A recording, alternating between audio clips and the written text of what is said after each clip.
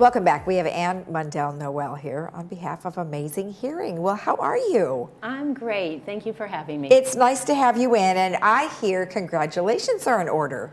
Yes, we were voted the #1 place to buy a hearing aid in Orange County from the Orange County Register, and Nice. We are just over the top about that, but we say we have very smart patients because they voted us. Well, excellent. That is such a great thing. And I believe that, like you said, the patients are the ones who vote. So it's put on by the Orange County Register, and they have to vote in who it is, and you got the most votes, so congratulations. Yeah, we are very thankful. I think that patients just recognize that having an audiologist with education as well as experience and then empathy of just being able to really relate to what they're going through is what put us over the top. So we're very thankful for that. That's great. Well, congratulations to you. That's always a nice thing. And now you can actually say that you are award winning.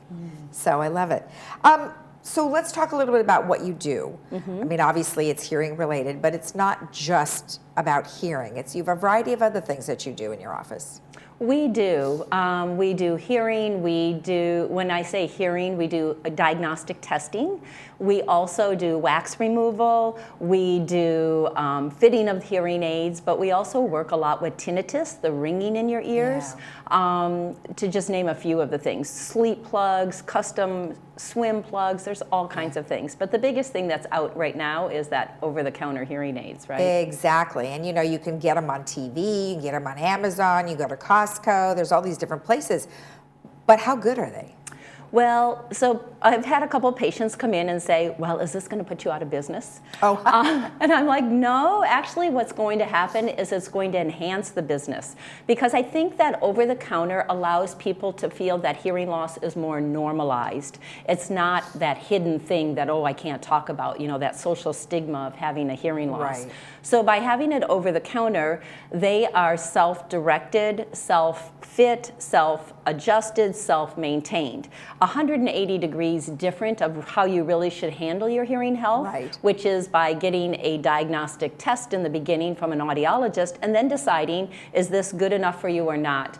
For most people, by the time that they do a hearing test or think that they want an over-the-counter hearing aid, they're already out of that category of what that can do for you. Okay. So we kind of look at over-the-counter hearing aids like peeper glasses, right? They just get you started. So you think, oh, I'll just buy those glasses at Costco or Walgreens and it'll get me through. And then when I really need glasses, I'll go see an optometrist or an ophthalmologist. It's that same kind of thing for the over-the-counter hearing aids. Okay. It might get 80% of the population that needs hearing health or hearing aids that really has not done anything. Is try to get them going. So let me just expand on that a little bit, because you have someone, let's say, you know, I'm only going to go through the VA, and the VA is giving you kind of the basic, right? I mean, they're a hearing aid, but they're the big hearing aids that aren't really attractive, and so they're like, ugh, I didn't even like them. They don't work very well. I don't like them because they're ugly. Is it better for that individual to maybe try an over-the-counter and then bring it to you and have you help? So just to kind of clarify, no, the VA now has changed their whole strategy. They are giving top-of-the-line hearing aids to patients, so they can get the top of the line. As Amazing Hearing, though, we are a community care program. So the vets do not have to go to the VA if they have to wait longer than 30 days to get in. They can then ask to come to the community provider, and as audiologists, we are recognized by the VA as a provider. Okay. So they can come in to see us.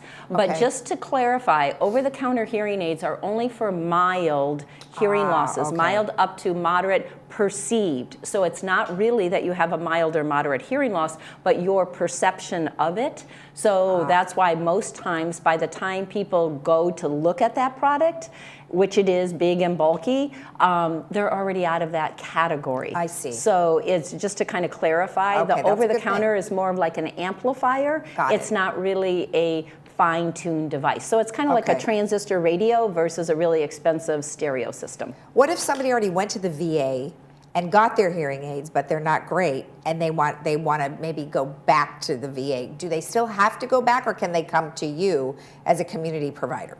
So they can come to us, but they have to call the VA and get approval. Okay. So the VA is still the gatekeeper of their services, but we are a provider for them, and we can fine-tune the hearing aids. We can actually sometimes get them new hearing aids, even if they have just, it depends on the time frame of when they got them, but we definitely fine-tune them, adjust them, wax removal, all those kinds of services, rather than driving all the way to Long Beach. Long Beach, oh yeah. It is. And you know what, like you said, you might have to wait a long time to get in, so that's a good thing. All right, so you have something in front of you that's very interesting. It is a blow-up solar light?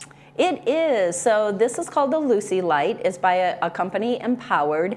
We have a contract with them through our nonprofit, but basically what this does is you blow it up. It's a little canteen type of thing, but it's got a solar panel on the top. So if you're without electricity, you can push the button. There's lights underneath here, and you push the button and it lights up, and it's got 3 different levels of lighting. It also has a flasher, so if you were in an emergency and you needed a flasher, you could do it that way.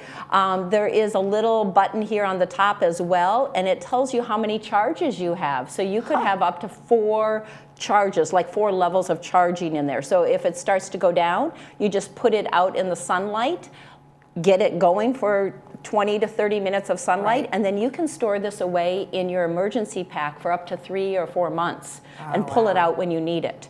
So I gave these to all my kids last year for Christmas to go into an emergency pack, so that if they needed a light and they didn't have their flashlight, you could hang it up. But the best part is that it also has a USB port. So you can see right here, I'm just holding it up for the camera because there's a USB, and it's not just for your hearing aids, it's for lots of other things that are USB capable. Like your cell phone. I think that's great. Yeah, so, you know, the younger kids aren't going to have the hearing aids, although we do sell these in our office for rechargeable hearing aids, so that patients who really need hearing help, if we're without electricity, you're not out in the cold. But the bigger part is that for cell phone charging, you can put it out. I love it. It's great.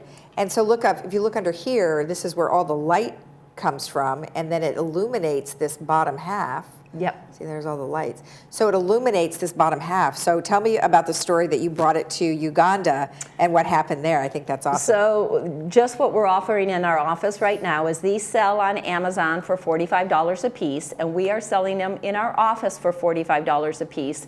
But if you purchase 2, 1 will be sent to Uganda. So we are sending them off with a team that's going in January. But I did take one of these to Uganda with us last January, and you think it's a great idea, which most of them are like, oh, this is wonderful, because they don't have electricity, they don't have light. They go 6 a.m. to 6 p.m., they go to bed. Well, we gave it to them, and we put it in the kitchen so that the cook could cook, and he comes up to me and he says, not such a good idea. And I go, David, why not? He said, longer day. So for him, he did not appreciate it, because now his day went longer because there was light. So he was hoping that it would fade out, and it never did. Well, see, that's good. How long does it say it lasts, by the way, on a full charge? So once you get a full charge in here, it can last 3 to 4 months. So you can go into storage, you can collapse it, put it in your to-go bag, so that when you are ready for an emergency, you can pull it out and it's good to go. But because it is solar powered, it is very quick. If, you know, Southern California, we should be no problem. But then you just keep charging it. A lot of people take them camping because you can hang them up. It's got this nice little clip here. What a great idea. You can do short, you could do long, but... And it's compactable. Boy, they're just getting smarter and smarter with these solar things, aren't they? They really are. That is awesome. Now, of course, you are still collecting plastic bottles and aluminum cans. We are, and I just want to say thank you to all the customers, patients that are bringing them in. We have people who we don't even do business with who are bringing in bags and bags each week. Wow. So normally we have a 21-foot by 8-foot by 8-foot trailer, and it normally takes us about 4 months to fill because I do it also at a local junior high. And this year we did it in 3 months. Wow, so we good did it a job. month faster just by more people bringing in recycling. Good. Well, I love it. Well, thank you so much for all the information, and congratulations to you again. Thank you very much. All right. Merry Christmas. And if you want more information, of course, you can always get in touch with Amazing Hearing. The number is on your screen. We'll be right back.